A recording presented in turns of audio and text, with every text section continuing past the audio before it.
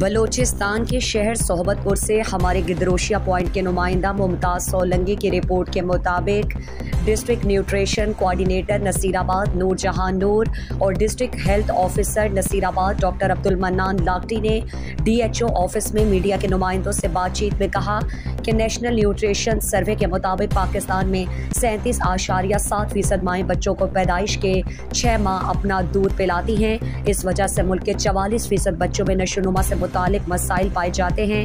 मुल्क में 2011 मुकाबले में 2018 तक के बच्चों के पैदाइश के पहले घंटे के अंदर माँ का दूध देने की शरह में इजाफा देखा गया है और ये शरह 40% से बढ़कर 45.8 तक बढ़ गई है।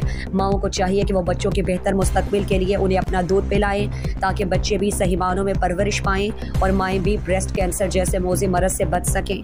उन्होंने कहा कि ख़ास तौर से ऐसे प्रोटीन जो इन्फेक्शन को कंट्रोल में रखने की सलाहियत रखते हैं। माँ के दूध में इन्फेक्शन मुखालिफ अज्जा भी होते हैं जो मुख्तलिफ बीमारियों से नन्हे बच्चों की हिफाजत करते हैं।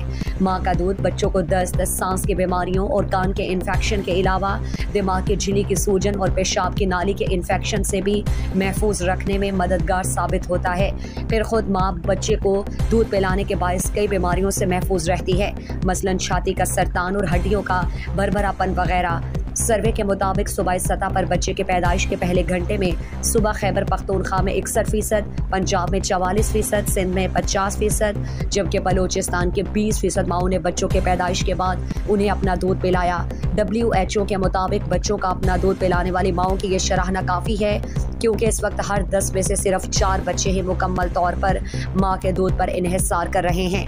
इस मौके पर WHO के EOC coordinator doctor Zubair Ahmed Khosa, PPHI के DSM फैसल इकबाल खोसा, न्यूट्रिशन के अब्दुल बारी कर्द, डॉक्टर हफीज़ तरीन और डिप्टी DHO नसीराबाद डॉक्टर मंजूर अहमद अबड़ो भी मौजूद थे।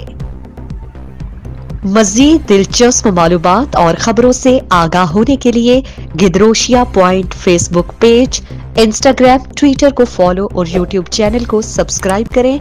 बेल आइकॉन बटन दबाना ना भूलें